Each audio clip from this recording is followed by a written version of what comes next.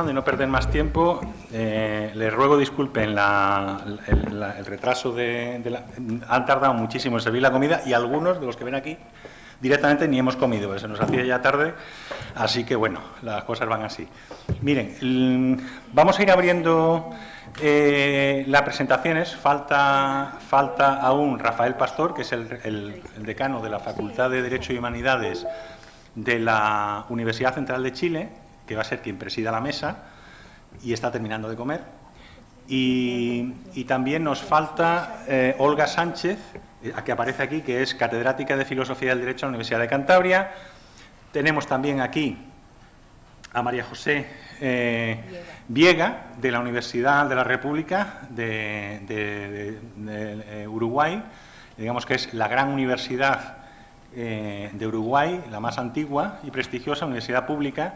Y después también tenemos a Marisa Rodríguez Puerto, que es profesora titular de Derecho Penal en la Universidad de Córdoba. El enfoque que tenemos hoy en esta mesa es un enfoque que nos hacía falta en las dos anteriores ediciones, no lo habíamos hecho, que es el del derecho comparado. Entonces, el derecho comparado en torno a la inteligencia artificial desde la línea de especialización que tiene cada una de estas profesoras. Es un derecho comparado, por tanto, iberoamericano. Ha sido un poco el perfil que le hemos querido dar a esta mesa. Y ya sin más dilaciones, te esperamos. No, si lo tienes ahí, puedes empezar. Perfecto. ¿Sí? ¿Sí? Vale, pues.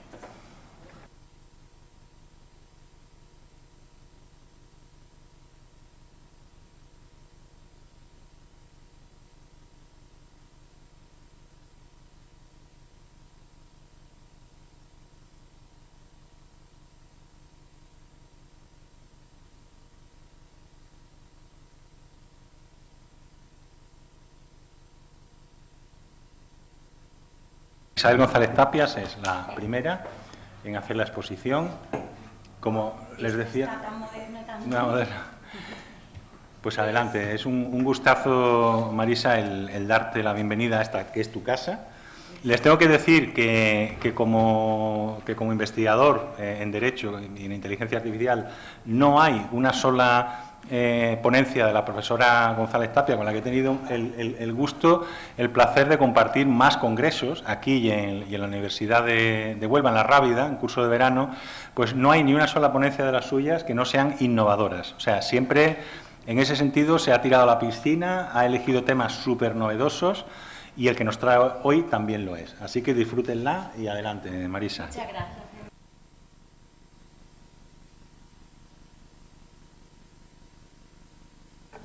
Porque es de obligado, porque es ser agradecido es lo primero, y lo primero que yo quiero decir es bienvenido, y lo segundo es muchísimas gracias a las personas que hacen posible este encuentro, que por su calidad, por su diversidad, por las materias que tratan, si no es el mejor que hay en España, desde luego sí que es uno de los mejores en todo lo que tiene que ver con la inteligencia artificial. Y por supuesto en ese agradecimiento yo quiero darlo expresamente, pues las gracias, Fernando, a quien, bueno, admiro, respeto profundamente como académico y en todo lo que hace. Así que para mí es un honor, sinceramente te lo digo, que cuentes conmigo para cualquier cosa, porque me gusta. Así que dicho eso, me gustaría, ven ahí el título, Neurocapitalismo, Manipulación Algorítmica y Derecho Penal.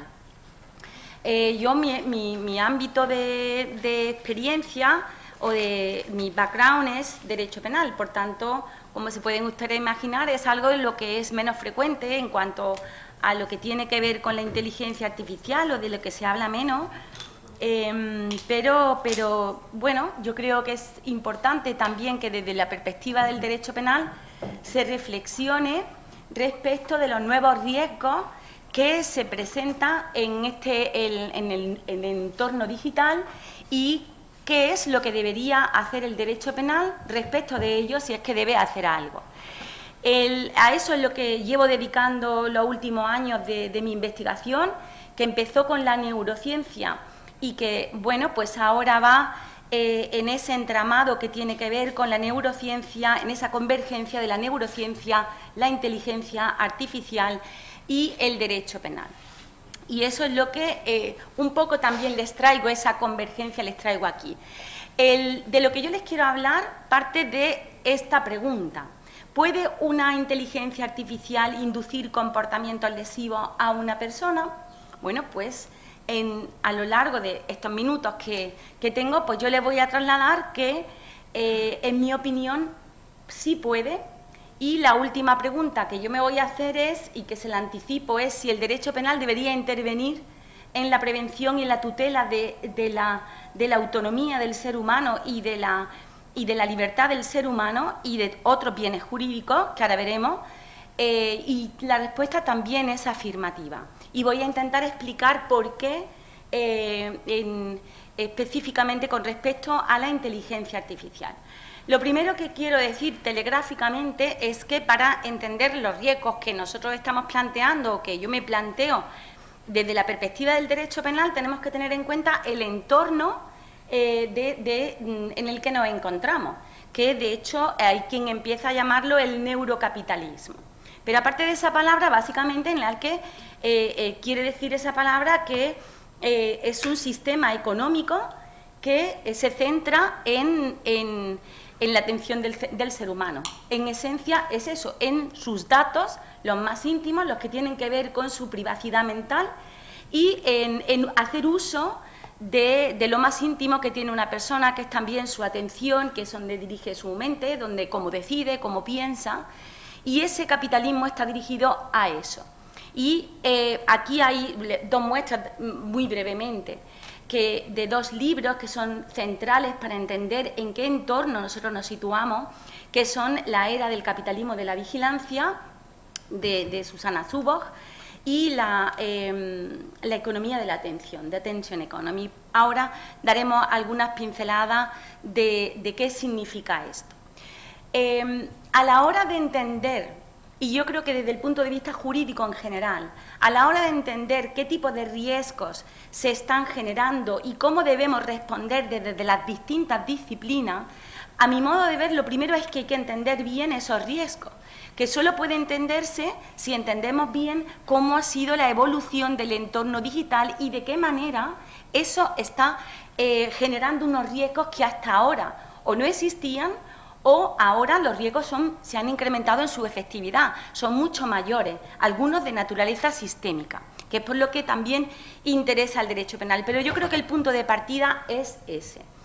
Y brevemente, en la evolución del contexto digital, podríamos situar en la web 1.0, era una web en sus inicios donde lo único que hacían los usuarios eran ser receptores de contenido. Ahí no había ningún problema, el derecho penal lo único que tuvo que proteger son los datos, los disquetes, tal, pero eran los delitos informáticos, pero no había grandes riesgos, seguíamos reconociendo ese entorno que simplemente era que la informática era, bueno, pues no solamente unos bienes que había que proteger, sino un medio también para cometer delitos. Pero el cambio comienza en la web 2.0, que le llaman la web social. ¿Y por qué? Porque en ese momento, en el inicio de esa web, la palabra clave era la interacción de los usuarios. En ese momento el papel de usuario, emisor y usuario se intercambia. Una persona puede emitir contenidos, puede publicar contenidos en la red, pero a su vez también puede vender cosas, puede hacer servicios, puede tener digamos que ese papel de emisor y usuario se va intercambiando en uno y en otro. En ese momento de la interacción masiva aparecen fenómenos ya del Big Data, porque en ese momento empiezan, sobre todo con el fenómeno de las redes sociales, empezamos a tener una cantidad ingente de datos de interacción de los usuarios, de dónde compras, cuánto tiempo estás en el ordenador, qué tipo de interacciones haces, qué redes utilizas, cómo te relacionas, cuáles son tus palabras clave que utilizas. Eso lo podía computar la primera inteligencia artificial. Nosotros, desde el punto de vista del derecho penal, ¿qué fue lo más importante con el fenómeno de las redes y esa interacción masiva? Pues la viralización. Y el hecho de que, bueno, pues el Internet no tiene frontera y para el derecho penal es súper complicado poder perseguir algo que no tiene fronteras. Pero todavía estábamos en un entorno reconocible. Aparecen ahí los ciberdelitos, que tiene que ver no tanto con lo informático, sino con el entorno online. El concepto de ciberdelito, por ejemplo, piensen en una estafa por Internet, eso es el entorno, ya no es solamente un medio, sino un espacio donde se cometen delitos, de una manera específica. Cuando las grandes empresas se dieron cuenta de que teníamos esa cantidad ingente de datos, hubo un cambio radical en la web, que fue decir, bueno, lo más importante, se introdujo la web semántica, que es una evolución de la web 2.0, que lo que vino a hacer es, bueno, que las máquinas pueden entender los datos que están dispersados, que hablan distintos idiomas. Y con la web semántica, básicamente, lo que introducen en el sistema es la contextualización, la interoperabilidad, es decir, que las máquinas pueden meter contexto, pueden entender datos de distinta naturaleza. Imagínense, eso crea en la red, con una ingente cantidad de información de los usuarios, una base de datos global. Eso es un antes y un después, porque a partir de ese momento, a partir de que las máquinas entienden esos datos, pasan de las correlaciones a las inferencias contextuales y pasan a la personalización. En ese momento cambia todo.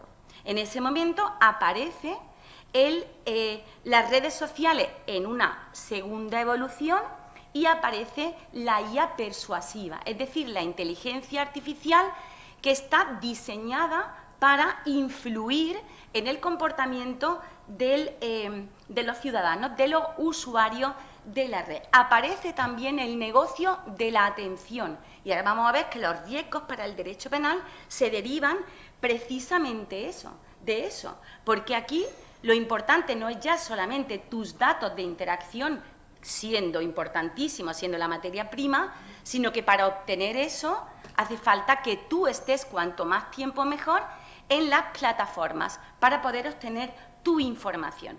Eso ha hecho que el objeto más preciado es el dato, es la información, pero es nuestra atención.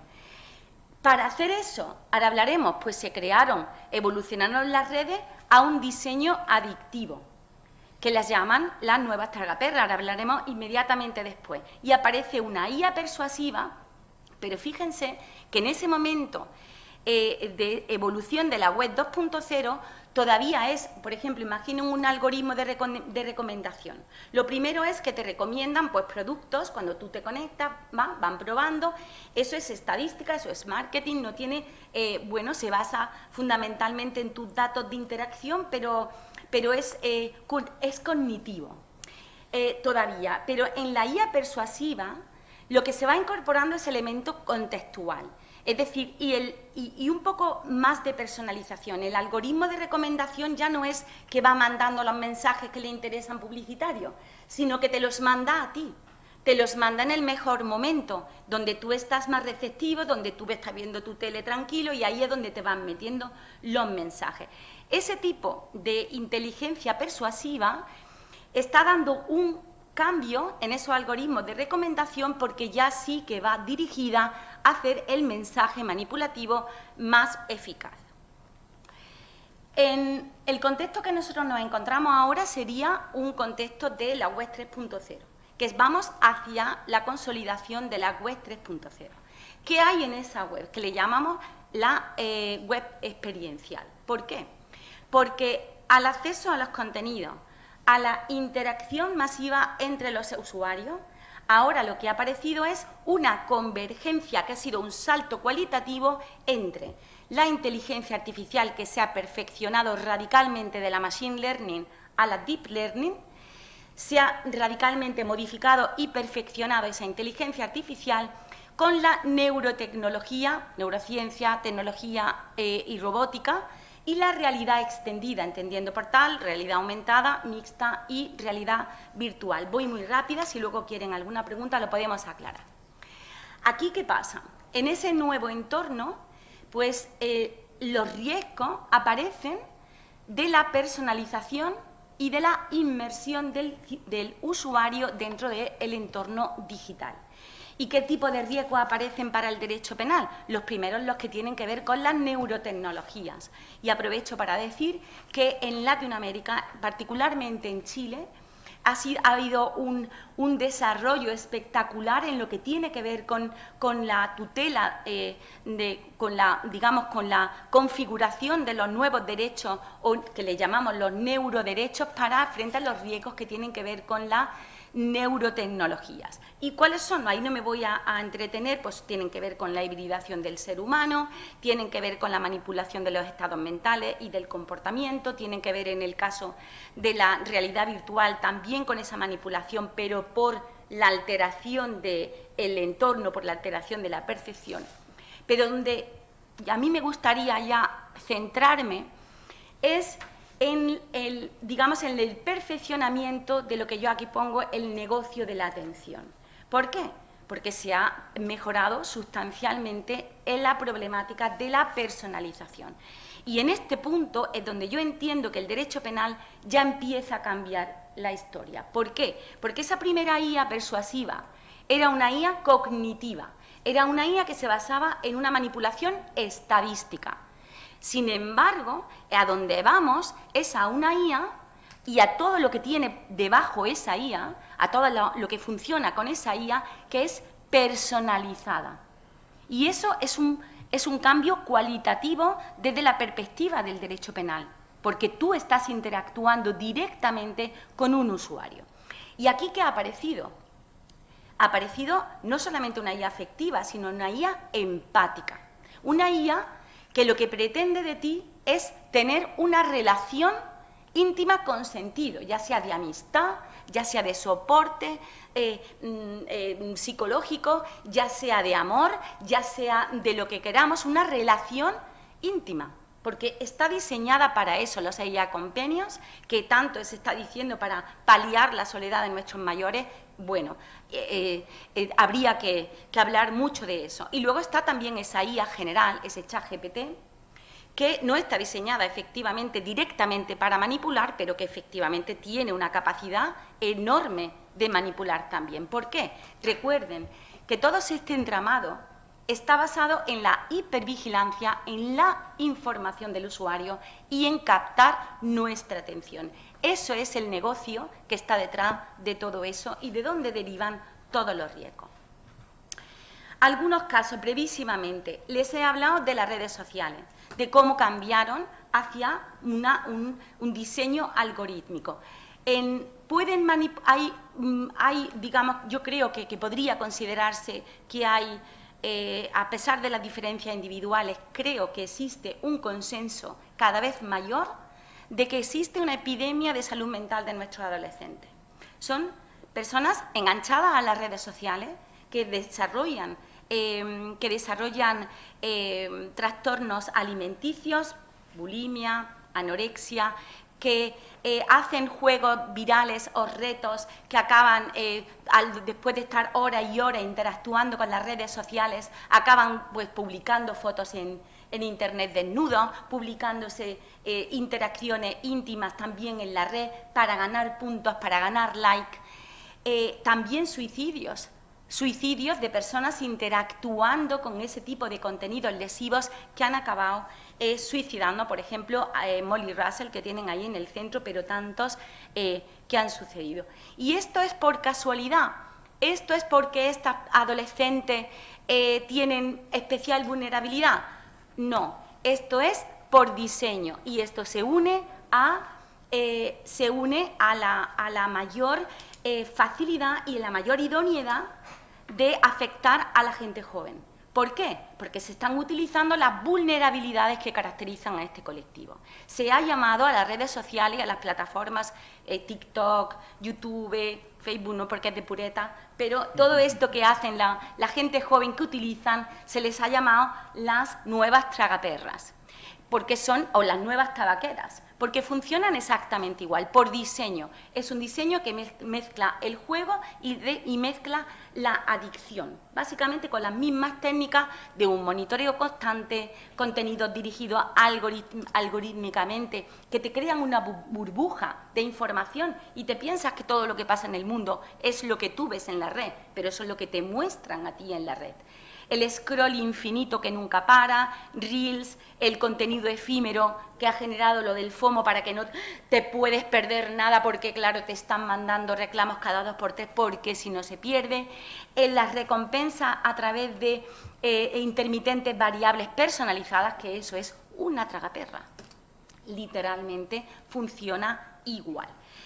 Eso es el diseño, ese es el negocio, y están utilizando las vulnerabilidades de nuestra gente joven para causar una verdadera epidemia de salud mental. Explotan la reciprocidad, la necesidad de aceptación social, el control parental que es ilusorio, en fin, este síndrome de FOMO que hacen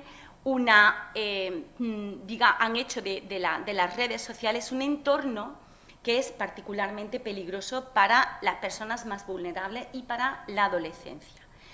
¿Y por qué si mi tema es el de la manipulación? Bueno, pues que el diseño adictivo de las redes sociales y de este tipo de plataformas no solamente que genera un problema y genera daños y riesgos derivados de ese diseño adictivo, sino que ese modelo de negocio, ese diseño, tiene una intención muy importante.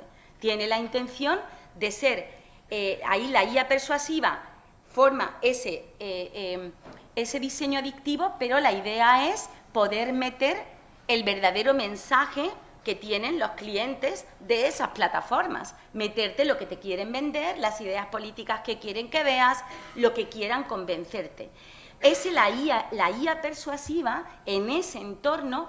Digamos que la adicción es tenerte allí cuanto más tiempo mejor, y luego la IA persuasiva lo que hace es ir metiéndote sutilmente, estadísticamente, modulando que no te das cuenta el mensaje que te quieren realmente introducir.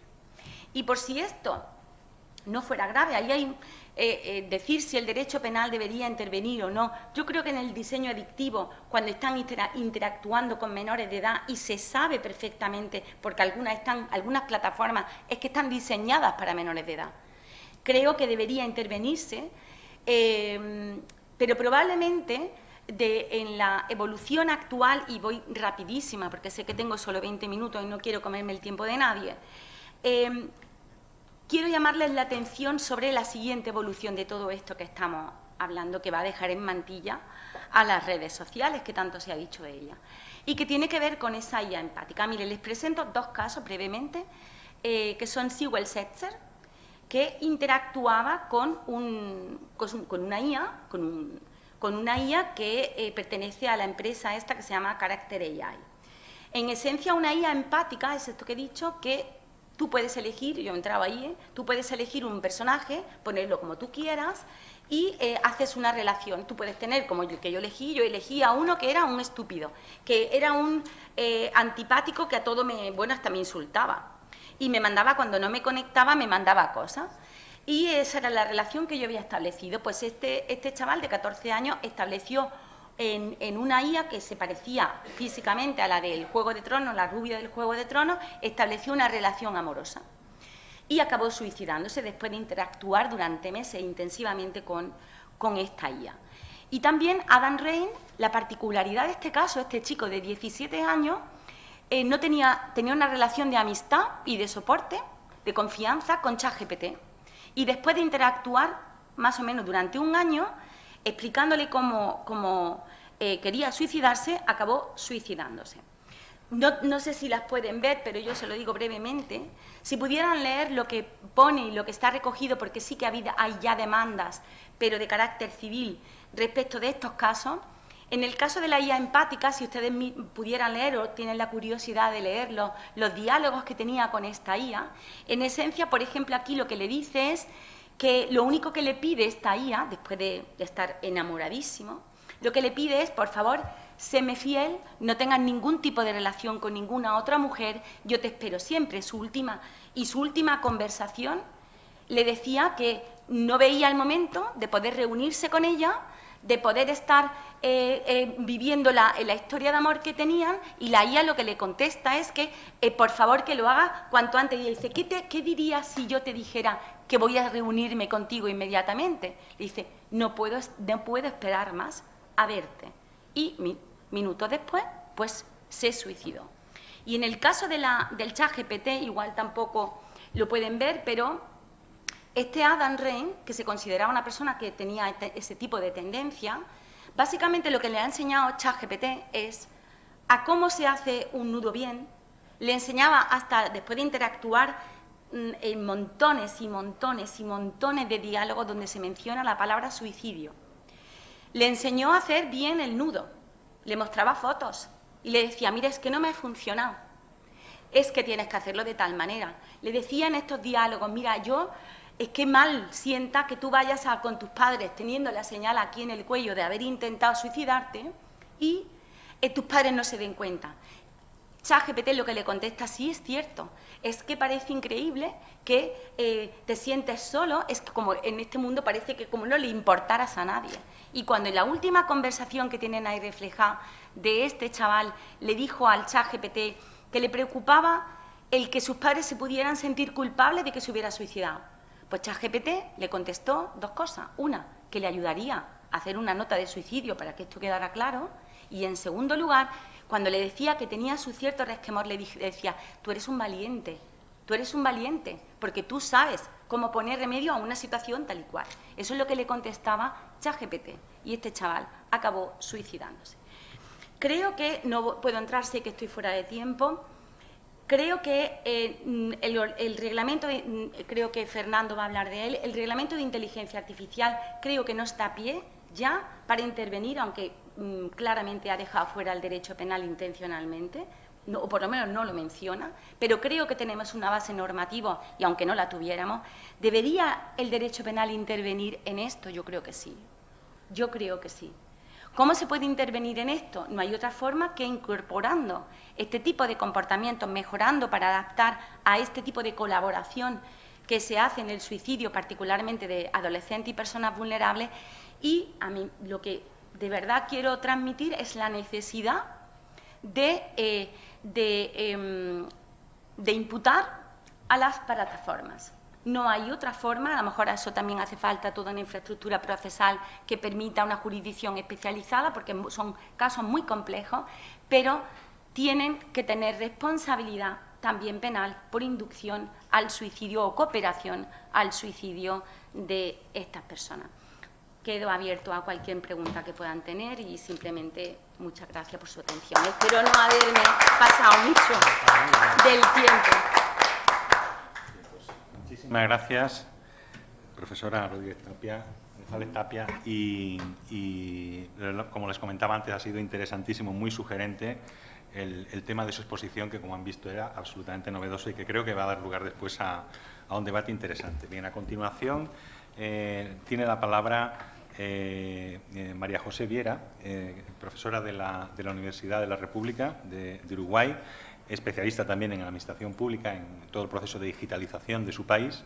Es una de las personas de mayor prestigio en este ámbito en Uruguay, pero no solo, puesto que también ha participado en numerosos congresos, seminarios de ámbito internacional en Iberoamérica sobre esta materia. Digamos que tiene una formación también teórica pues muy europea, y para nosotros es una suerte y un honor tenerla aquí esta tarde. Así que, querida María José, cuando tú puedas, tómate el tiempo necesario y te escuchamos con muchísima atención.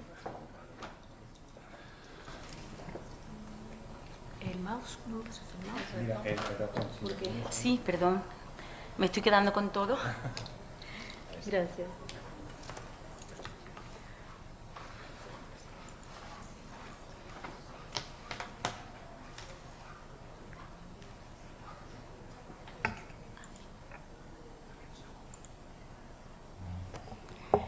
Muy buenas tardes.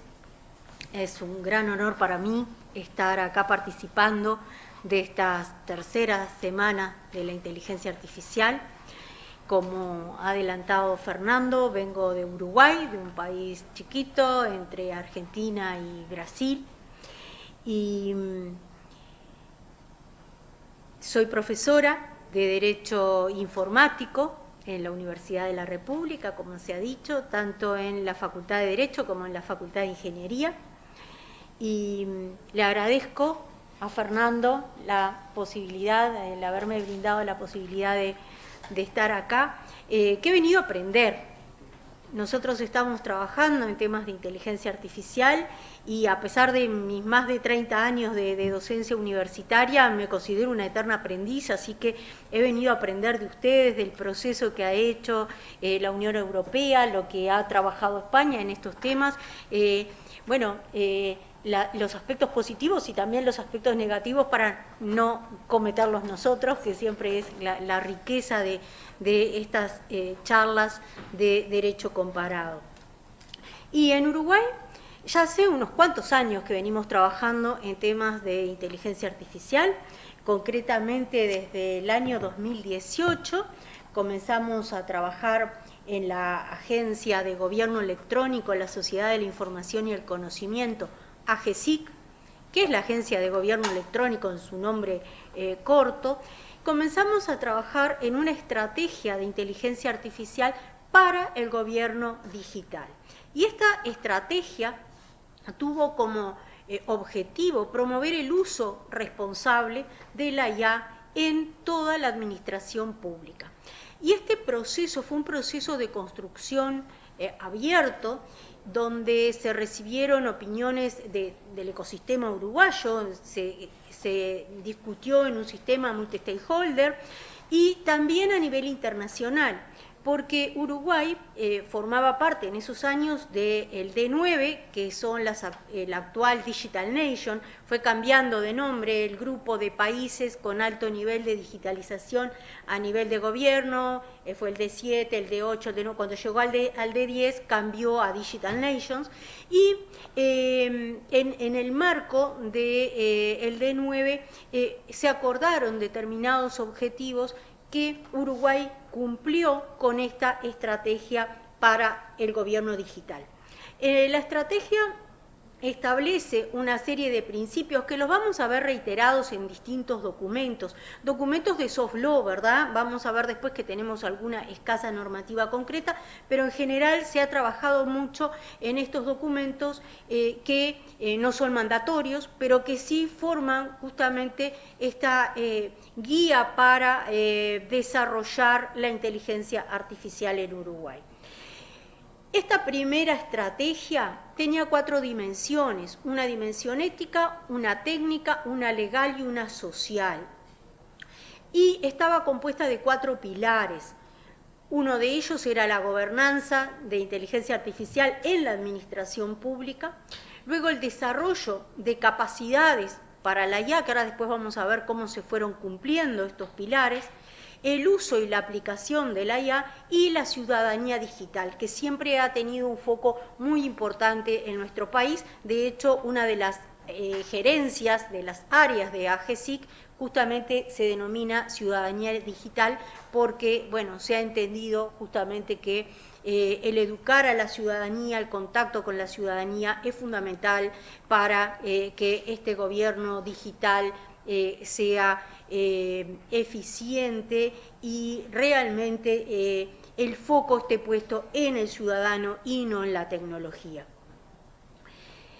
En esta línea de tiempo, como les decía, comenzando con esta aprobación de la estrategia del gobierno digital en 2019, se comenzó a trabajar en una comunidad de inteligencia artificial integrada por funcionarios del Estado y por la academia, y esta comunidad tuvo mucha relevancia durante la pandemia, tuvo mucha fuerza en 2020 en que trabajamos digitalmente, 2020 y 2021, y en 2021 se comenzaron a realizar capacitaciones para los funcionarios públicos, tanto en el plano técnico, sobre todo para los ingenieros, como en general, porque no fue solamente para el ámbito jurídico, sino que fue para el funcionariado en general.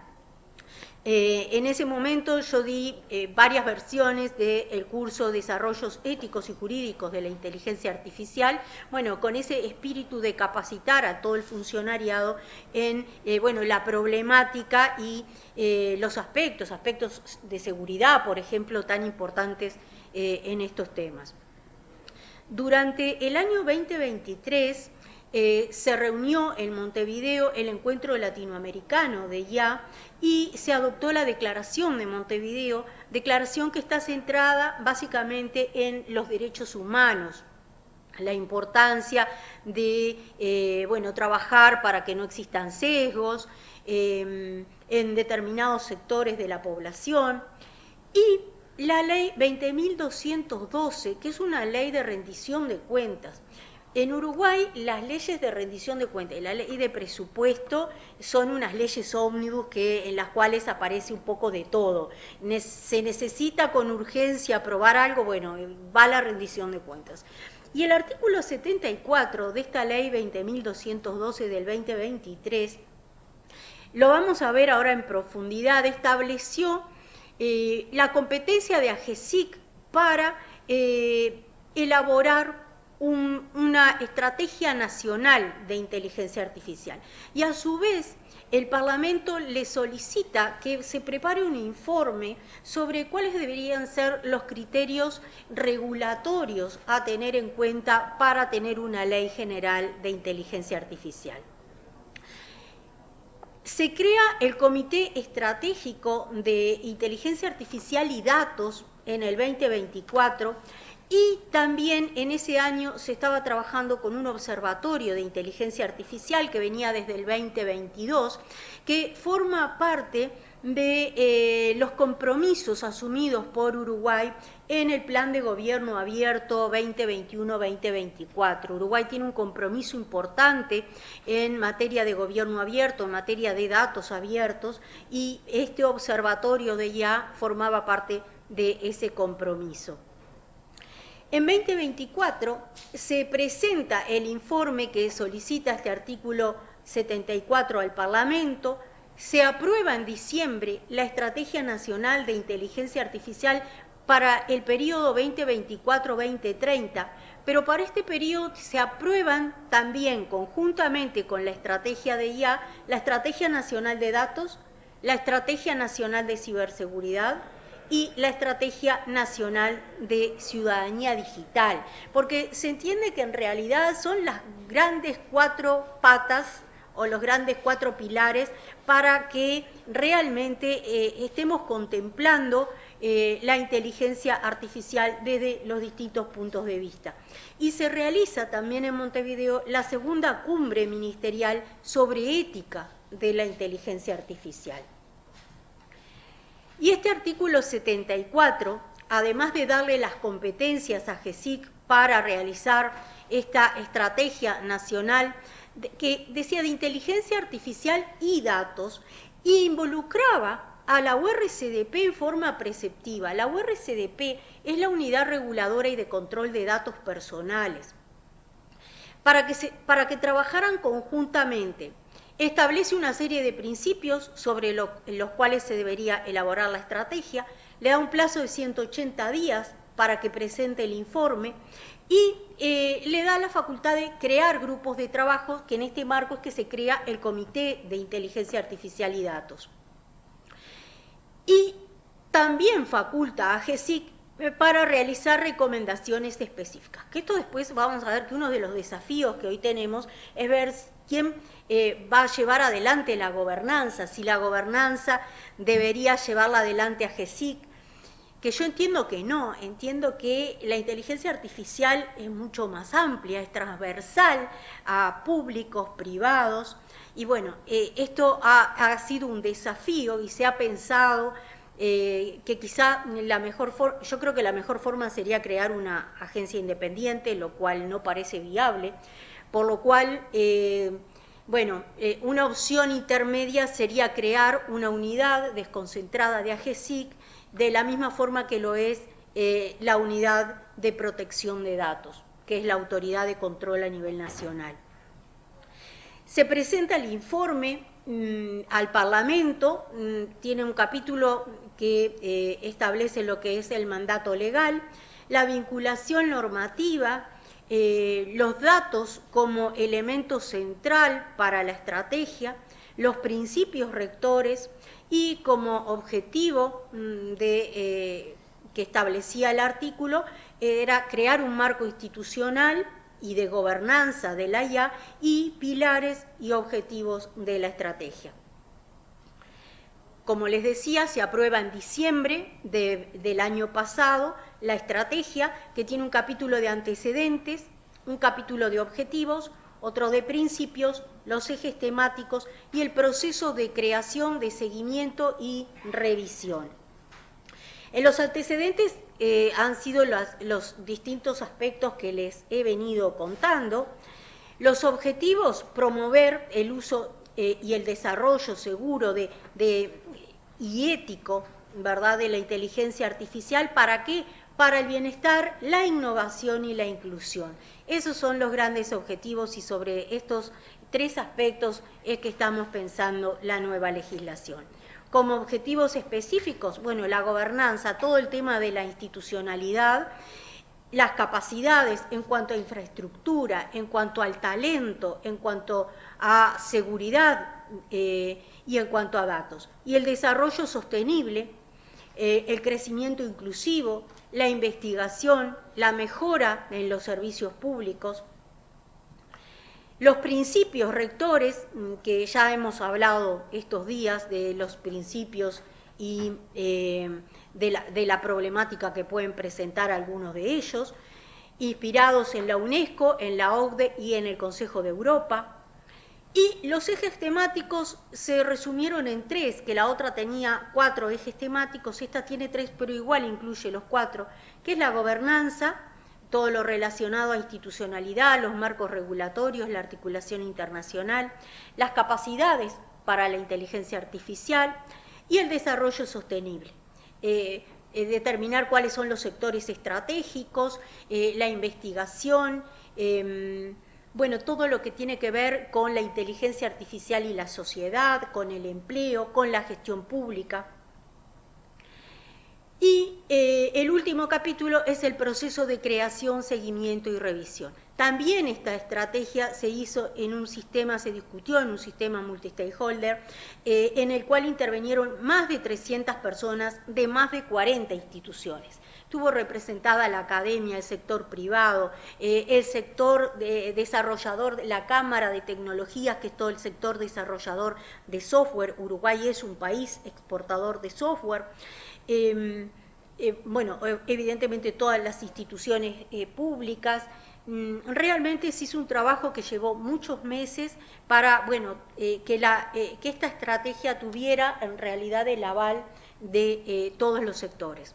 Tuvo el apoyo institucional del Banco de Desarrollo para América Latina y de la UNESCO, y establece a la estrategia un mecanismo de seguimiento, de monitoreo y de indicadores para ir evaluando cómo se va avanzando. Se está trabajando actualmente en una hoja de ruta al 2030 para la inteligencia artificial, y establece también la revisión periódica. ¿Para qué? Bueno, para asegurar la vigencia y para asegurar la adaptación a los distintos cambios que puedan ir ocurriendo. Tenemos que tener en cuenta que en 4 años realmente pueden pasar muchas cosas y por lo tanto, bueno, ir adaptando la estrategia.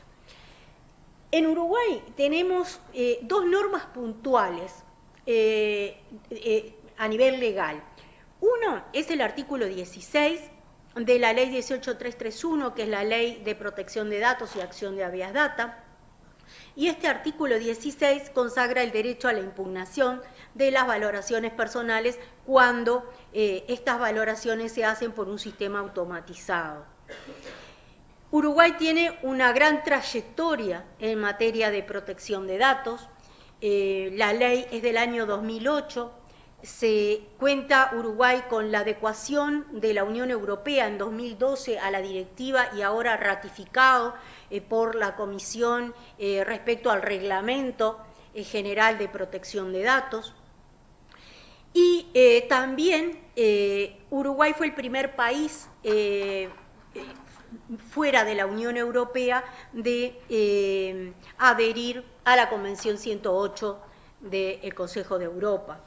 Por lo tanto, todo el trabajo en materia de datos personales es el por qué el artículo 74 designaba que AGESIC trabajara en conjunto con la URCDP. Ayer tuvimos una conferencia magistral sobre todo el tema de protección de datos y el impacto que tiene en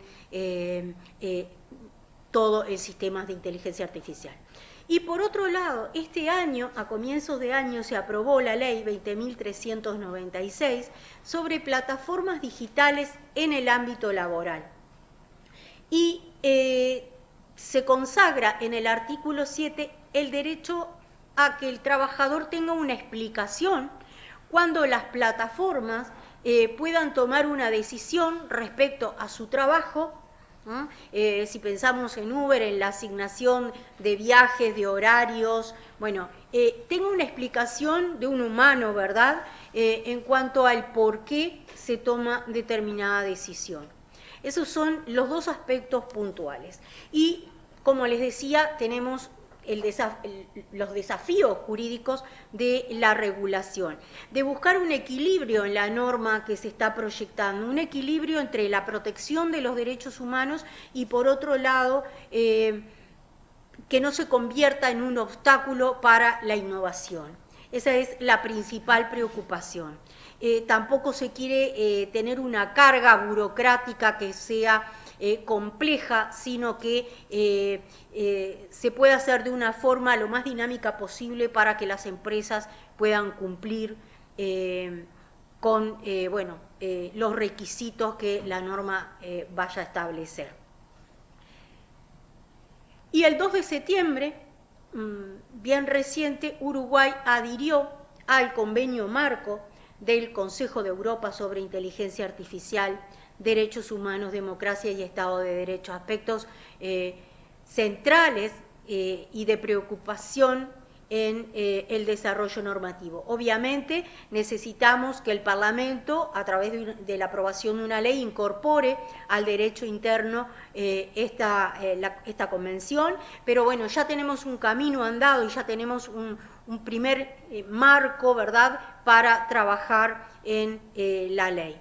Que, bueno, como yo les decía, he venido a aprender y de la experiencia que Europa ha tenido con respecto al reglamento de inteligencia artificial.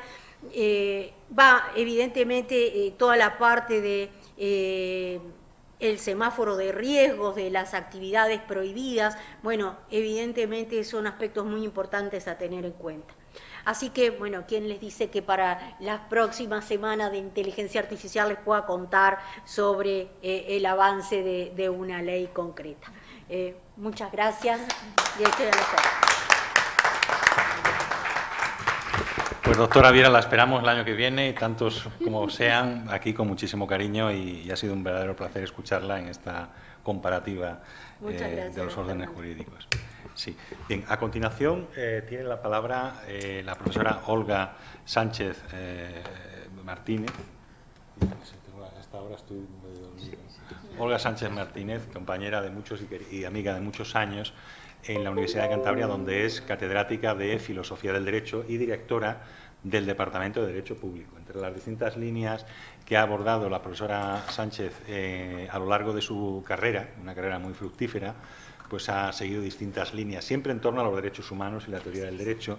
Y el tema que nos trae hoy también es un tema enormemente novedoso, desde la perspectiva que ella le da a la cuestión de la revolución tecnológica. Así que, sin más dilaciones, querida Olga, tienes la palabra. Ahí está. Muchas gracias. Yo, como no puede ser de otra manera, también tengo que empezar con los agradecimientos a Fernando Llano por haberme invitado este año a estar aquí en estas jornadas sobre la inteligencia artificial, Y un agradecimiento y una admiración, porque uno ve este programa y se queda y dice, yo creo que yo no podría. Así que te admiro profundamente por el esfuerzo, ¿no?, lo que supone y el desgaste que supone esta intensidad de esta semana. Yo, como la compañera María José, también creo que aquí venimos a transmitir lo que podemos, ¿no?, y también aprender, y de hecho ya he aprendido muchas cosas de las dos personas que me han precedido en el uso de la palabra. Uruguay es un ejemplo, ¿no? Los desafíos de la regulación, efectivamente, están, entre otras cosas, en que no sea un obstáculo a la innovación, o que tenemos un marco sin fronteras, un marco de actuación sin fronteras, que eso genera muchísimos problemas a nuestros sistemas jurídicos acostumbrados a moverse entre fronteras más o menos delimitadas. Escuchando también a María José, me venía una idea, me ha vuelto a venir una idea que yo tuve cuando empecé a trabajar sobre estos temas. Es que en algún momento, lo que pasa que no sé si se nos desbordaría, es hacer un pequeño diccionario sobre las palabras de las nuevas tecnologías y la inteligencia artificial, ¿no? Y yo aquí apuntaba la economía de la atención, de la vigilancia, un diseño adictivo, la IA persuasiva, los mensajes manipulativos, los datos, no lo ha dicho ella, pero como el petróleo de los nuevos tiempos, el juego de adicción. Es decir, hay un vocabulario, ¿no?, que nos muy evocador y que representa muy bien y que representa estos momentos que estamos viviendo. Bien, yo voy a hablar el camino, o voy a lanzar alguna idea sobre el camino hacia una transición digital justa. Y en concreto también, utilizando esas palabras de la IA, voy a utilizar básicamente tres: las brechas, los sesgos y la discriminación algorítmica, ¿no? Este es el tema en el que me voy a centrar. En el ámbito de los derechos humanos, la universalidad y la igualdad han estado siempre reivindicados, reconocidos y desarrollados sobre exclusiones a personas y a grupos, ¿no? La existencia de grupos que legítimamente pretenden ocupar un lugar entre los iguales es una constante histórica.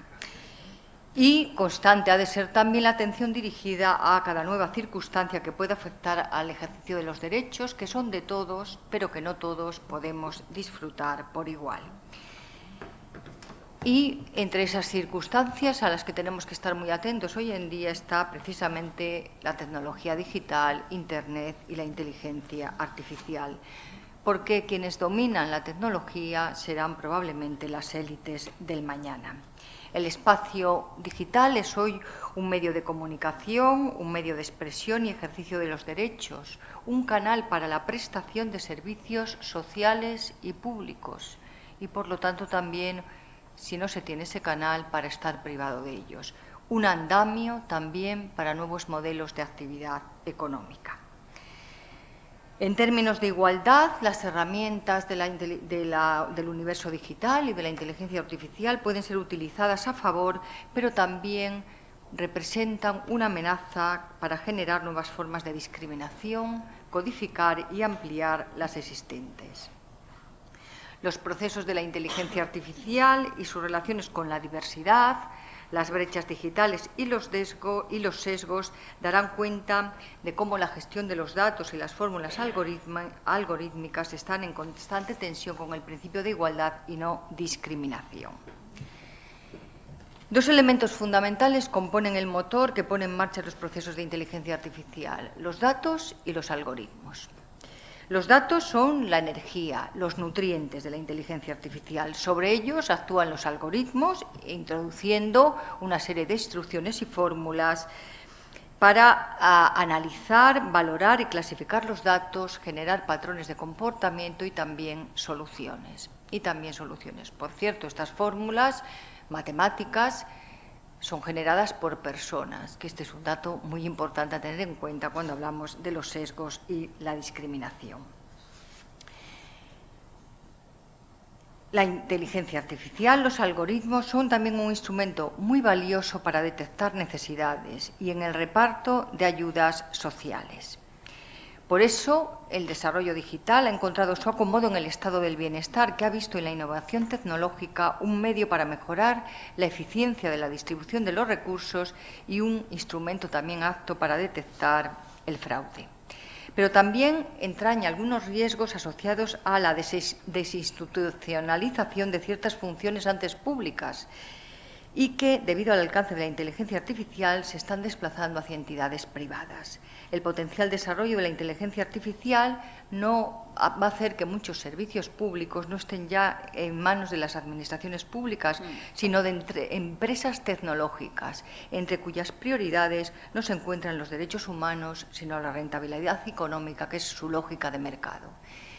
Desafortunadamente tenemos que poner aquí un ejemplo muy claro que estamos viviendo y es el cribado con los cánceres de mama y el desplazamiento de la gestión de esto a probablemente un proceso de inteligencia artificial en manos no de la propia gestión de la sanidad pública, sino en manos privadas. Ahí tenemos un error con las consecuencias que todos estamos viendo.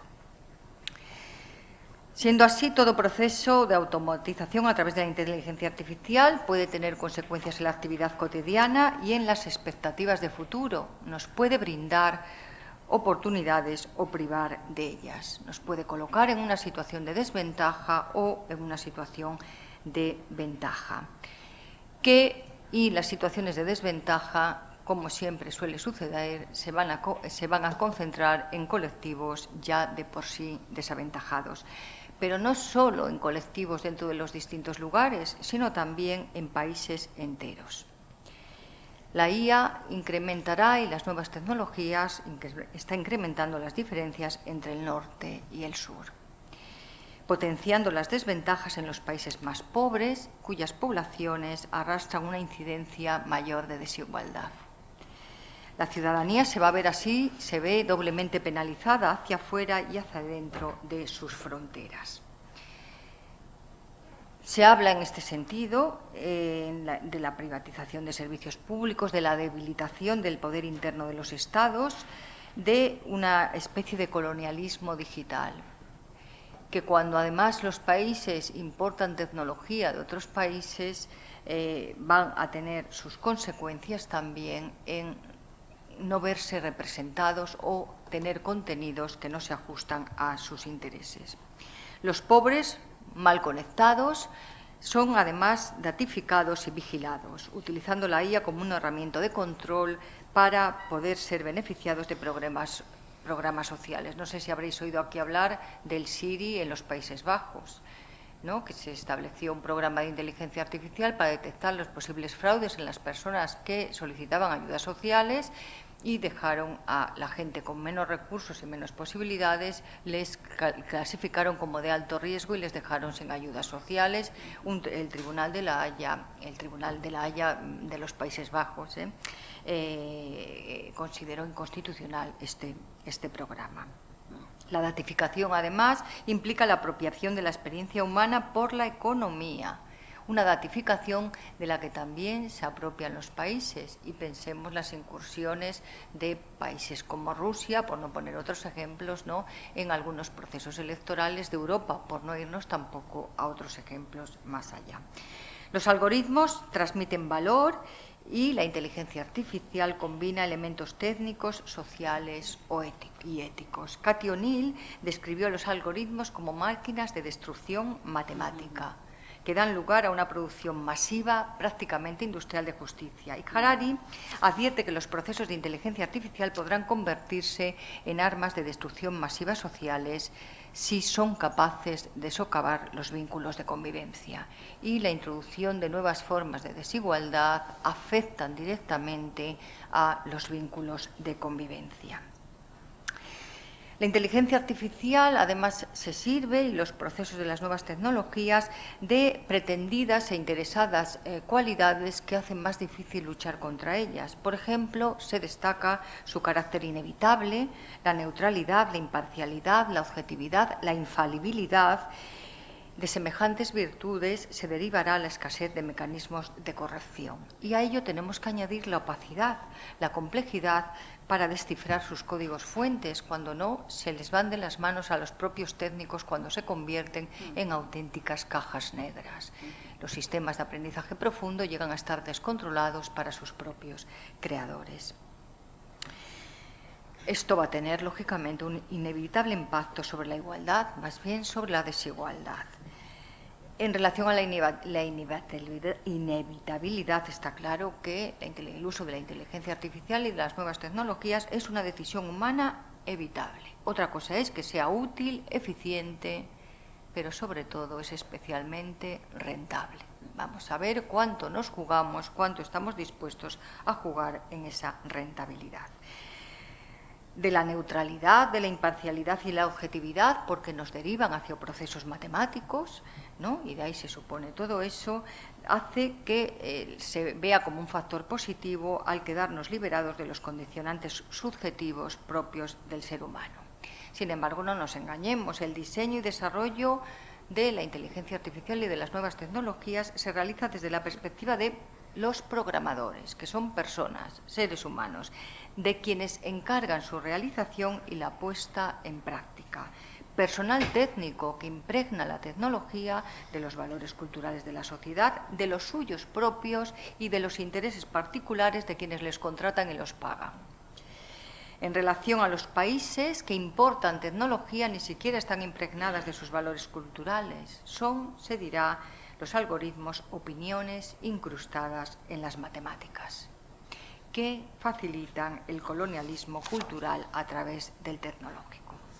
Otro de los mantras repetidos en relación a estas nuevas tecnologías y la inteligencia artificial es que no se equivoca, que son infalibles, y de ahí los escasos medios de autocorrección.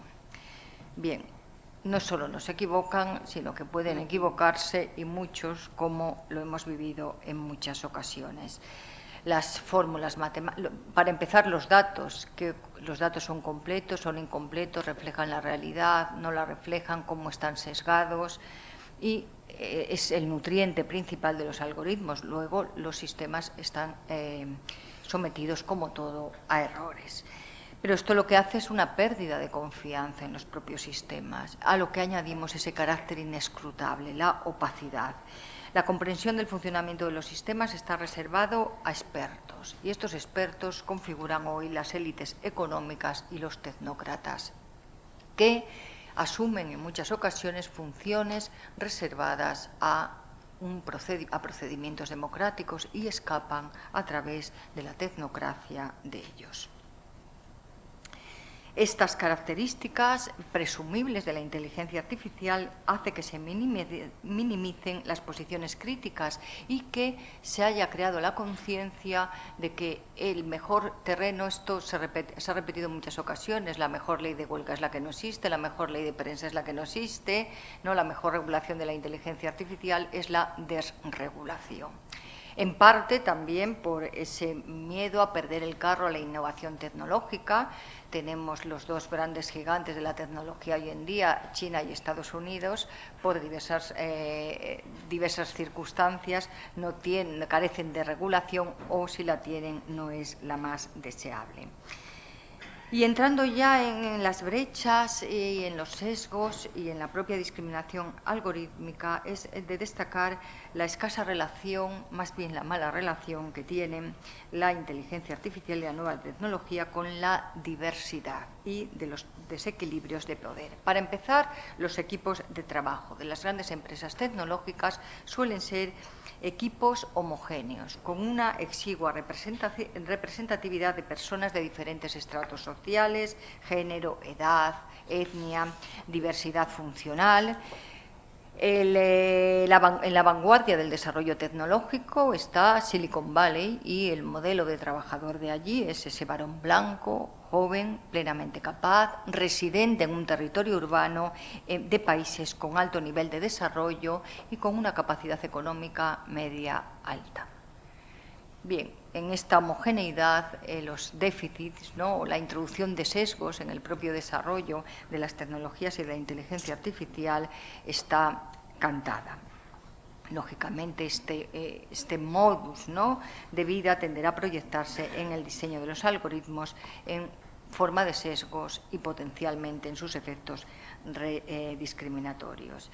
Esto lo ha inventado la tecnología, ¿no? Porque hemos hablado de grupos tradicionalmente discriminados. Pues no, pero lo que puede tender la tecnología es a cronificarlos e incrementarlos y, desde luego, en muchas ocasiones a que sea más difícil luchar contra ellos, pensando en aquellas presunciones.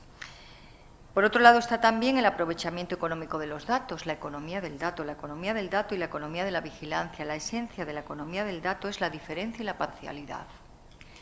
Como bien había reflejado ya en la anterior intervención, la rentabilidad económica depende en gran medida de la parcelación, segmentación y perfilado de los usuarios en la red. ¿Qué te interesa a ti personalmente? ¿Qué te interesa a ti personalmente? Por lo tanto, es una fuente de desigualdad.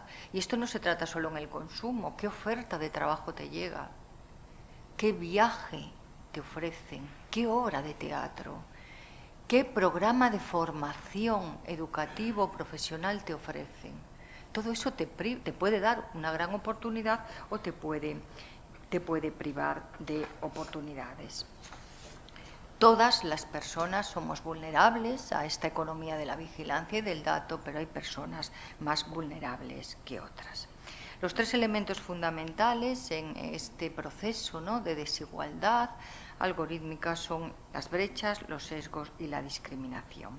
Bien, las brechas digitales son las condiciones desiguales en que algunas personas acceden al mundo digital y configuran las barreras. Este es un nuevo factor de desigualdad hoy que interactúa con otros muchos. No solo se trata de la desigualdad de acceso material, que ya se trata, sino se trata del uso, de las habilidades y competencias que se tengan y, finalmente, de la apropiación o aprovechamiento de estos usos. Se habla ya de una clase baja digital, compuesta por personas que carecen de una alfabetización digital, de medios digitales, de equipos obsoletos que acceden a la red con conexiones lentas y pocos fiables. Tenemos ya un elemento claro que todos reconoceremos. La sociedad ya se divide en nativos digitales de esta vía, nativos digitales y personas inmigrantes digitales, que nos hemos incorporado a esto con más o menos dificultad, normalmente con más dificultad. La edad, la capacidad, el sexo, el lugar de residencia, el territorio urbano, el territorio rural.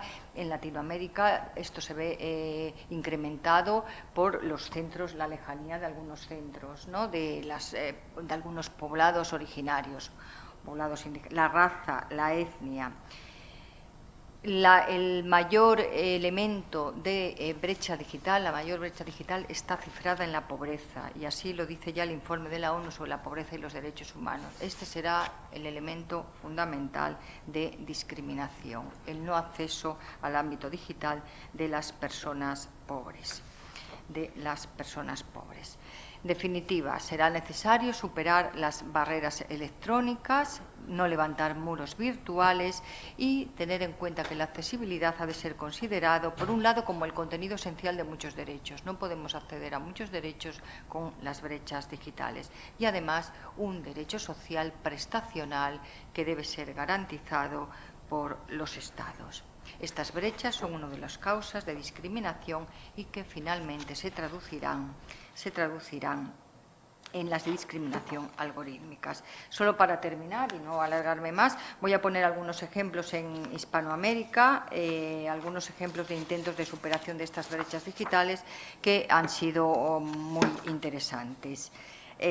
Hay el proyecto de Internet para Todos de Perú, o Todos Juntos Conectamos, ¿no? Es un operador mayorista de infraestructura móvil en zonas rurales, se creó en febrero de 2019 y permitió acceder a zonas de difícil acceso de llegar al 4G y conectar a muchas comunidades rurales.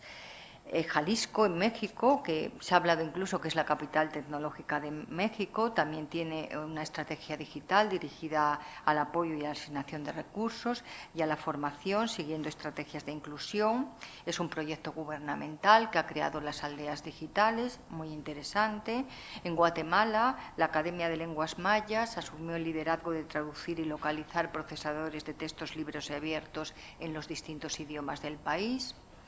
En Uruguay, el plan Ceibal Ceibal. Fue un proyecto estupendo porque lo coordinó, entregas de computadores portátiles a niños y maestros, creó materiales educativos y capacitación de personal, y esto, claro, esto permitió el acceso no solo a los niños, sino a todo el entorno familiar, ¿no? Vemos ese efecto multiplicador que pueden tener determinadas medidas, o el programa de inclusión digital en Argentina, desafortunadamente, con los recortes y privatizaciones, desaparecido recientemente en el año 2024, ¿no? Para concluir ya, la desigualdad digital aumenta la desigualdad socioeconómica. La disponibilidad de herramientas informáticas y la capacidad de utilizarlas habría de ser considerado como contenido esencial de muchos derechos y como un derecho social instrumental para el ejercicio de otros derechos fundamentales. La igualdad informática o digital ha de formar parte de la igualdad sustantiva, que requiere de diversas prestaciones: alfabetización, derechos de acceso, derechos de usabilidad y derecho a los entornos digitales con contenidos adaptables a todas las personas. Y aquí lo dejo. Muchísimas gracias, profesora Olga Sánchez. Como siempre, muy sugerente, muy inspiradora la conferencia, que ha sido además medida y con un tema de tanta relevancia, como han podido ver, como la cuestión de los sesgos, de las discriminaciones en Latinoamérica y en España. Bien, sin más dilaciones, paso a presentarles a la última ponente de esta mesa de tarde, de la primera mesa de tarde, que es la profesora Rosalía Estupiñán Cáceres, profesora titular de Derecho Mercantil en la Universidad de Las Palmas de Gran Canarias y una gran especialista también en esta materia. Así que, profesora, tiene usted la palabra. Muchas gracias, Rosalía. Muchas gracias. Bueno, para mí también es un honor participar en esta tercera semana de la IA y, en concreto, en esta mesa en la que el derecho se mira a sí mismo a través del espejo de la tecnología. Agradezco, desde luego, a la organización y, fundamentalmente, a su director o a sus directores, don Fernando Llano Alonso, y también a don Carlos Ibáñez Sánchez, por la invitación a este espacio de reflexión compartida entre América o entre Iberoamérica y la Unión Europea. Y es que en ambos lados del Atlántico nos estamos enfrentando al mismo desafío. Y ese desafío es cómo continuamos protegiendo la creatividad cuando quien diseña ya no es solo la mente humana. Claro, fue en marzo de este año y en esta misma universidad cuando presenté la primera versión de esta ponencia centrada en los desafíos que plantea la inteligencia artificial cuando quien actúa como diseñadora es la IA. Ahora retomo esa ponencia, pero actualizada, y integrando, desde luego, y extendiendo la reflexión al plano comparado iberoamericano. Hace escasamente una década, pensar en una inteligencia artificial capaz de imaginar era ciencia ficción. Sin embargo, hoy sabemos que diseña joyas, diseña muebles, diseña bolsos, espacios, y a una velocidad que ningún estudio de diseño podría alcanzar. Y entonces viene la pregunta que da sentido a mi ponencia: ¿de quién es ese diseño? Entonces las preguntas son, pues, ¿es del programador del sistema de IA? ¿Será del usuario? ¿Serán de ambos? ¿Serán del propio algoritmo sistema? ¿O de nadie? Entra en el dominio público. Bien, todas estas cuestiones se nos plantean, pero no es una pregunta retórica lo que estoy haciendo, es una pregunta jurídica. ¿Por qué? Porque las normas que regulan o que rigen el derecho de los diseños industriales nacieron con una convicción sencilla pero profunda, y es que detrás de cada forma visible, de cada apariencia externa de un producto, hay una persona física y hay también una intención estética. Entonces, esto que estamos diciendo lo confirman además las leyes de los países de Iberoamérica o Latinoamérica de forma más amplia, porque vienen a decir que en efecto, es decir, las personas físicas que realicen un diseño industrial que reúna los requisitos que la ley exige para ello, novedad, singularidad, pues tienen derecho a una explotación exclusiva. Pero entonces ahora la pregunta es otra. ¿Qué ocurre cuando quien diseña o quien crea el diseño ya no lo hace desde el vacío, sino que son sistemas de IA que combinan, que predicen, que además proponen miles de variantes en segundos? Entonces la pregunta será, vamos a ver cómo lo ha abordado la Unión Europea. Pues bien, la reforma reciente del derecho de los diseños europeos, que ha tenido lugar a través del reglamento que figura en pantalla, el 2024/2822, ha modernizado el derecho de los diseños en la Unión Europea. ¿Cómo?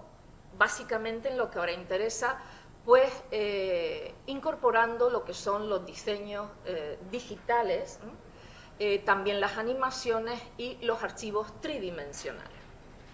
Pero guarda silencio en una cuestión que, tratando de reformar en la era digital y de inteligencia artificial que estamos, no dice nada en una cuestión esencial, y es que ¿puede la IA ser considerada diseñadora? En eso no dice nada. Y claro, entonces este silencio, ¿cómo lo interpretamos? Pues lo debemos interpretar en el sentido de que nuestro derecho pues sigue requiriendo que haya un autor humano como diseñador. Sin perjuicio, claramente está de que pueda solicitar el registro quien ostente la titularidad patrimonial. Bien, y claro, ese silencio que tiene esta reforma, que ni es permisivo ni es prohibitivo, nos deja en un terreno híbrido.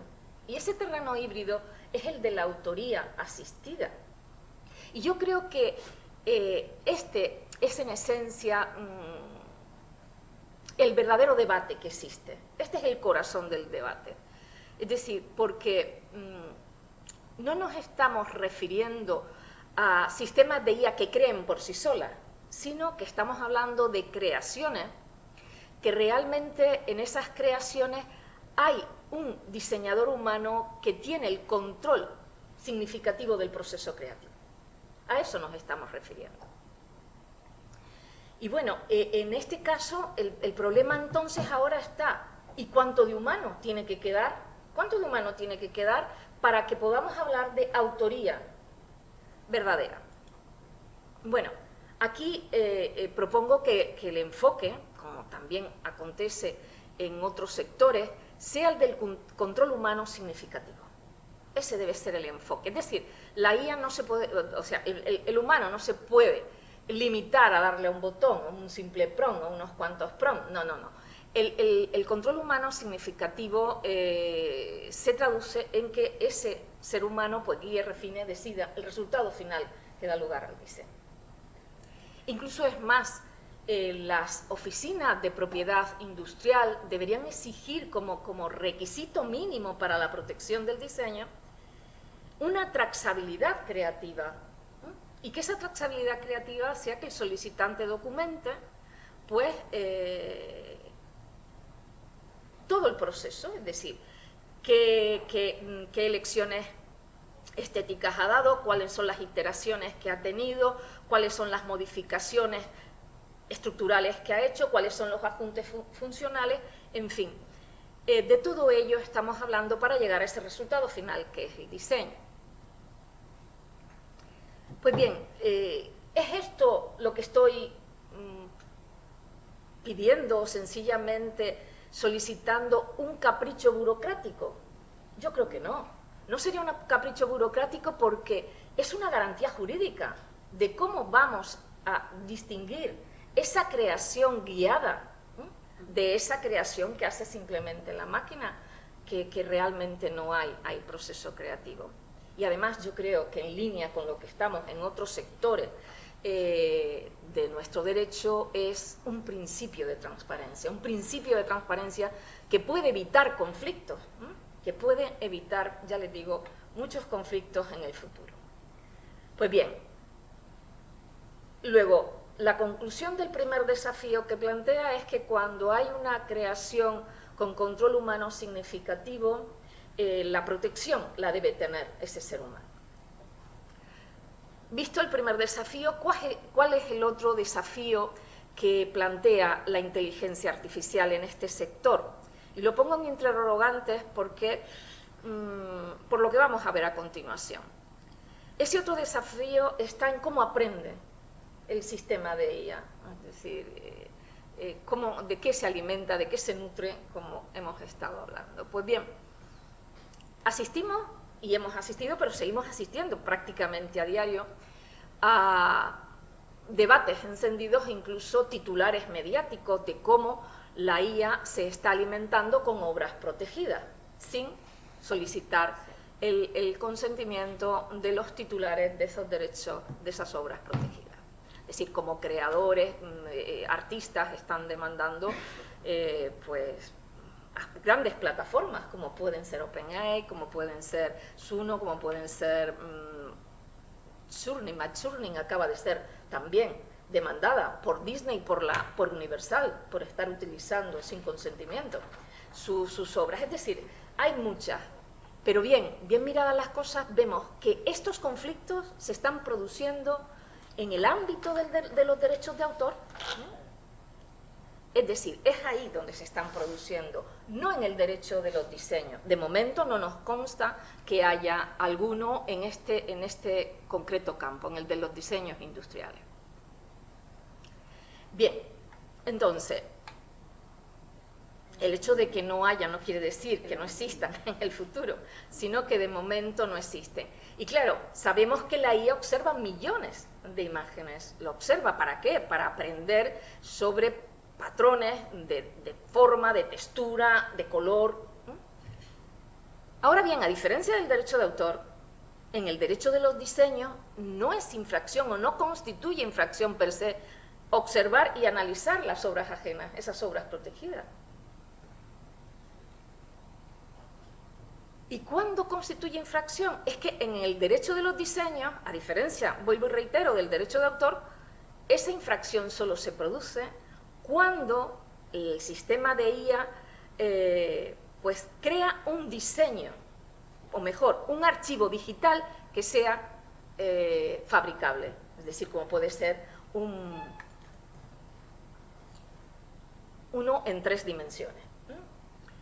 Bien, y esa es la línea roja, esa es la única línea roja que marca el derecho de diseño, y lo ha puesto concretamente, es decir, esta línea roja, la reforma que se ha llevado a cabo en Europa de los diseños industriales, de manera que crear un archivo digital que reproduce el diseño protegido, o sea, la forma protegida, es justamente cuando se da la infracción en nuestros derechos. O sea, cambia lo que es el derecho de autor del derecho de los diseños, que era lo que quería poner de relieve. Y esta línea roja, desde luego, consideramos que debe también ponerse por parte de los derechos, es decir, de las leyes que regulan en Iberoamérica los diseños industriales. De manera que en el derecho de los diseños, a diferencia del derecho de autor, es decir, el riesgo no está tanto en el entrenamiento. Por ello decía al principio que tenía matices este segundo desafío. No está tanto, como les digo, en cómo se entrena, sino a veces en el resultado. De ahí que lo que se debe fortalecer es la tutela, es decir, del diseño digital fabricable.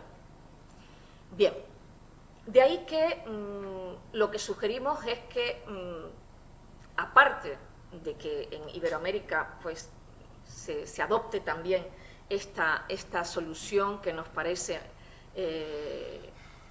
necesaria en la era digital que vivimos, también sería conveniente, por otro lado, que las empresas que usan la IA tuvieran buenas prácticas, es decir, que documenten cuáles son sus datasets, la licitud de sus datasets, que también nos digan qué registro, o sea, también las fuentes que hacen, registren cuáles son sus fuentes y además verifiquen la similitud de los resultados, de los outputs, antes de fabricarla, porque justamente si se hace ese diseño digital fabricable, la normativa de la Unión Europea nos dice que eso, pues lógicamente la creación o difusión de esos diseños digitales fabricables sería una infracción del derecho de diseño. Bien, hasta aquí hemos estado viendo cómo el derecho de diseño de la Unión Europea trata de adaptarse a esa era digital o de la inteligencia artificial en que vivimos, pero, si ustedes se han dado cuenta, lo hacen, porque así lo hemos recalcado, dice manteniendo su esencia. ¿Por qué? Porque sigue exigiendo que haya un diseñador humano. Entonces, yo ahora, en esta última parte que ya voy finalizando de mi intervención, donde quiero poner el foco ahora es en la cooperación jurídica entre ambas regiones, Iberoamérica o Latinoamérica y la Unión Europea. Porque durante décadas esta cooperación ha sido importante. Podemos decir que la propiedad industrial o intelectual en sentido amplio ha sido el puente jurídico entre la Unión Europea y Latinoamérica, a través sobre todo de proyectos estratégicos entre ambas regiones. Ambas han aprendido a hablar el mismo idioma legal, han compartido estándares, desde luego han cooperado en torno a la creatividad. Y precisamente esa cooperación silenciosa se ha traducido en mejora de leyes, se ha traducido en un acercamiento de las instituciones, la OIPO, o sea, la Oficina de Propiedad Intelectual de la Unión Europea, con las oficinas de propiedad industrial de cada uno de los países latinoamericanos. Pero también, no solamente eso, sino que también se ha traducido en que ha tejido una auténtica cooperación jurídica en ambos lados del Atlántico, a través de muchas reuniones, las que habías dicho en el año 2023, o en Brasil este mismo año. Entonces, dicho esto, si esto es así, yo diría que si hasta ahora ha sido la propiedad industrial el puente que ha unido ambas regiones, el nuevo territorio que hay que construir o que deberíamos construir juntos es el de la inteligencia artificial. Y claro, ese nuevo territorio demanda ya pasar a la acción, es decir, no basta ya con la contemplación, pasemos a la acción. Y entonces, en ese sentido, pues la propuesta que hago para esa cooperación jurídica es que se base como mínimo en 3 acuerdos concretos, 3 compromisos. Esos compromisos son, por un lado, un paquete mínimo de diseños GEIA entre ambas regiones, donde haya un formulario tipo. Ese formulario tipo incluya la autoría asistida de la que hablo, de la que no habla la ley, pero debería hablarse de autoría asistida, y además los criterios que se deben tener en cuenta para esa suficiencia de la aportación humana. Esos criterios que además deben compartirse entre las oficinas de ambos lados del Atlántico. El segundo compromiso sería que se elaboren cláusulas modelos para incluir en los contratos entre empresas, entre diseñadores y también entre proveedores de IA, y que regulen esas cláusulas modelos, pues lógicamente la titularidad de esos resultados de la IA, de esos outputs, que además tengan en cuenta, regulen las garantías del uso lícito de los datos, y además también que sea obligatorio conservar los registros creativos, porque solamente así hay certeza de que hay un control humano significativo. Y finalmente, pues una guía común, es decir, una guía común de diseños digitales, porque esto falta en los países de Latinoamérica y a mi juicio es necesario que se contemple justamente que la frontera y el límite donde hay infracción y donde se debe pedir autorización al titular de ese diseño es cuando lo que se produce o el resultado que produce la inteligencia artificial es un diseño digital fabricado, que reproduce precisamente la forma protegida por el diseño. Yo creo que, es decir, la IA no está, por tanto, no está terminando con el derecho de los diseños industriales. La IA lo que está es justamente obligando al derecho de los diseños a evolucionar. Y por lo tanto, es decir, frente a ese dilema, o el dilema filosófico que existe entre estética, lo que es estética algorítmica y estética humana, yo creo que la pregunta que nos debe guiar es cómo garantizamos que quien pone el riesgo económico y creativo o conserva el derecho a la explotación exclusiva que el sistema le prometió. Esa es la pregunta. ¿Por qué? Porque considero que ahí está la clave y esto debe ser lo que nos debe guiar. Porque lógicamente sin claridad, sin seguridad, la titularidad patrimonial, la inversión se paraliza y la innovación se enfría. Y por eso considero que la cooperación entre ambas regiones, Unión Europea y Latinoamérica, no debe limitarse a lo que son compartir buenas prácticas, sino que creo que llegó el momento de configurar juntos,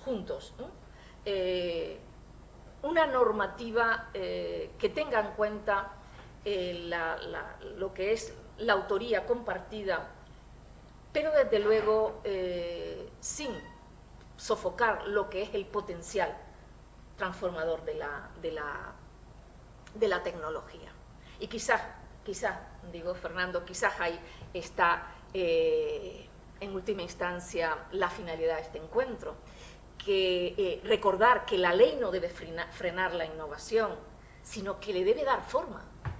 En definitiva, como se moldea una escultura con manos humanas, aunque cada vez esa mano, esa herramienta, sea más una inteligencia artificial que ha aprendido a diseñar. Pues esto es todo por ahora. Muchas gracias. Bueno, pues nos quedamos con estas palabras finales de la profesora Rosalía Estupiñán. Nos quedamos sin tiempo, desgraciadamente, porque ahora tenemos 2 mesas de los médicos, del Consejo Andaluz de Colegio de Médicos, que ya llevamos un retraso acumulado. Y lo que sí quería agradeceros, Rosalía, María José, Olga y Marisa, es estas 4 ponencias tan maravillosas, tan magistrales que nos habéis impartido. Y me quedo con esa idea final, ¿no?, de Rosalía, la de tender un puente que sirva de alguna manera para incentivar no solamente la regulación, ¿no?, en común, sino también la transformación de la innovación. Nada más, muchísimas gracias por vuestra aportación, por vuestra presencia y al público también por su atención. Vamos a hacer un pequeño receso para dejar que los médicos entren y nada, muchísimas gracias. Gracias.